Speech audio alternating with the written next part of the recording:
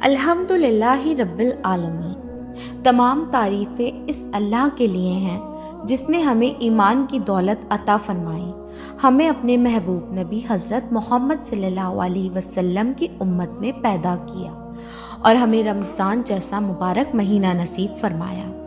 मेरे अजीज़ भाइयों और बहनों, जब रमज़ान आता है तो हम अक्सर सुनते हैं कि रमज़ान में शयातीन को कैद कर दिया जाता है। ये बात सुनकर हमारे दिल में कई सवाल पैदा होते हैं। अगर शैतान कैद हो जाता है तो फिर भी लोग गुनाह क्यों करते हैं? अल्लाह शैतान को रमज़ान में क्यों कैद करता है? इसमें हमारे लिए क्या हिकमत है और क्या सबक छुपा है? आज हम इन्हीं सवालात के जवाब कुरान और हदीस की रोशनी में समझने की कोशिश करेंगे। रमज़ान में शैतान को कैद किया जाने की दलील। सबसे पहले हम हदीस मुबारक देखते हैं। रसूल अल्लाह सल्लल्लाहु अलैहि वसल्लम ने फरमाया, जब रमज़ान आता है तो जन्नत के दरवाजे खोल दिए जाते हैं, जहन्नुम के दरवाजे बंद कर दिए जाते हैं और शयातीन को जकड़ दिया जाता है। सही बुखारी, सही मुस्लिम। ये हदीस वाज़े बताती है कि रमज़ान में अल्लाह ताला शैतान की ताकत को कम कर देता है। अल्लाह ताला कुरान करीम में फरमाते हैं, इन्नल शैतानु लकुम अदुव्वुन फत्तखिज़ू अदुव्व। सूरतुल फित्र आयत 6। तर्जुमा, बेशक शैतान तुम्हारा दुश्मन है, लिहाजा इसे दुश्मन ही समझो। शैतान हमेशा इंसान को बुराई की तरफ ले जाता है। वो इंसान को नमाज से दूर करता है, झूठ, गुस्सा, हसद और गुनाहों में मुब्तला करता है। इंसान को नेकी का आसान मौका देने के लिए अल्लाह ताला अपने बंदों से बेहद मोहब्बत करता है।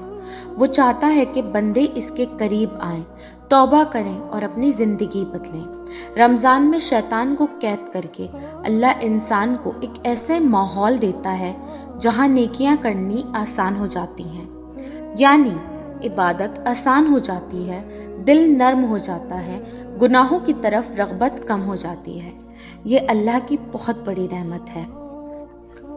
बंदे को अपनी इस्लाह का मौका देने के लिए रमज़ान हमें ये मौका देता है कि हम सोचें, अगर शैतान हमें गुमराह नहीं कर रहा तो फिर हम क्या करते हैं। ये महीना हमें खुद एहतियात सिखाता है। ये हमें अपनी कमज़ोरियों को पहचानने का मौका देता है। अल्लाह ताला फरमाते हैं, लअल्लकुम तत्तकून। सूरतुल बकरा आयत 183। तर्जुमा, ताकि तुम में तक़वी पैदा हो। जब शैतान की ताकत कम हो जाती है तो इंसान ज़्यादा आसानी से तक़वी हासिल करता है। ये एक बहुत अहम सवाल है।